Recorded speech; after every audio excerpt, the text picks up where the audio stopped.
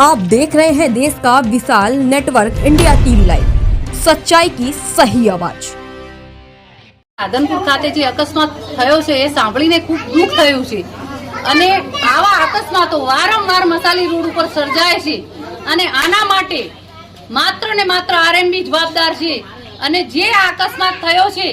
એ આર્થિક સદ્ધર પણ નથી અને એ માસીને મેં લોકોના ઘરના કામ કરતા પણ જોયેલા છે અને લોકોના ઘરના કામ કરી અને ગુજરાન ચલાવતા હતા। જ્યારે આવા અકસ્માતો જોઉં છું ત્યારે મારું ખુદનું પણ હૃદય ભરાઈ આવે છે કે તેમના સંતાનોને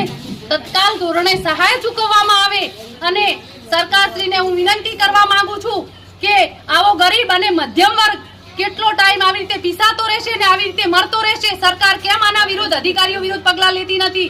અને આ પરિવાર છે એને તત્કાલ ધોરણે સહાય ચૂકવવામાં આવે, આર્થિક રીતે મદદરૂપ થવામાં આવે અને હવે ફરીવાર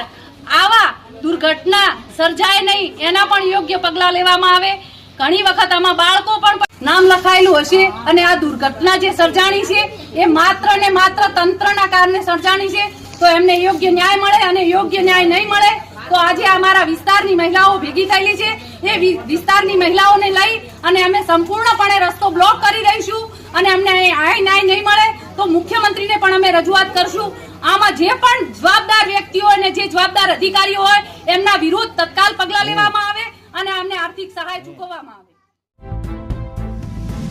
देश और प्रदेश की खबरों के लिए अभी सब्सक्राइब कीजिए इंडिया टीवी लाइव, साथ ही बेल आइकन को दबाना बिल्कुल ना भूलें, जिससे सबसे पहले खबर आप तक पहुंचे।